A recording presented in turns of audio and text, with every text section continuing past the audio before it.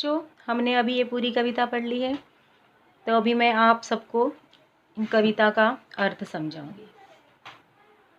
हम प्रभात की नई किरण हैं, हम दिन के आलोक नवल, हम नवीन भारत के सैनिक, धीर वीर गंभीर अचल।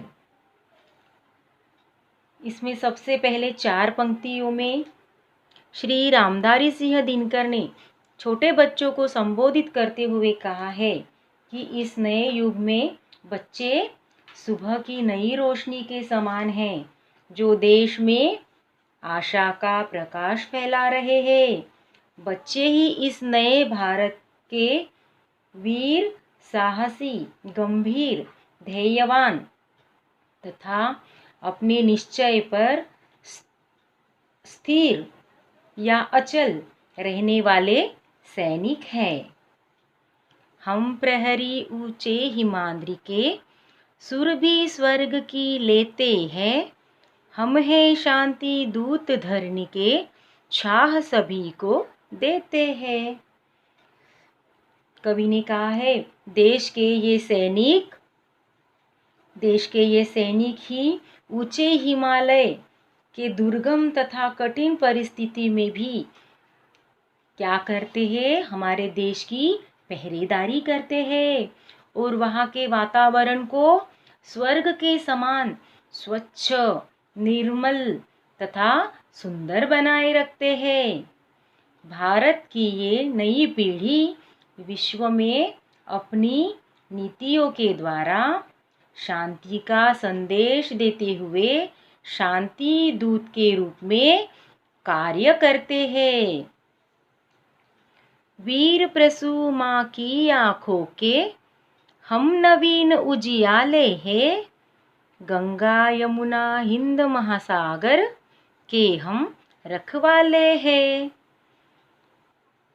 तो अगली पंक्तियों में कवि ने कहा है कि वीरों को जन्म देने वाली वीर प्रसू, यानी वीर प्रसू किसे कहा है? भारत माता के लिए कहा है। भारत माता के लिए ये बच्चे ही नई आशा है। गंगा यमुना के रूप में बसी अपनी प्राचीन सभ्यता और संस्कृति को यह हिंद महासागर का तटीय किनारा, जहाँ हमेशा शत्रुओं का भय लगा रहता है, इन सभी की रखवाले यानी जो हमारी रक्षा करते हैं,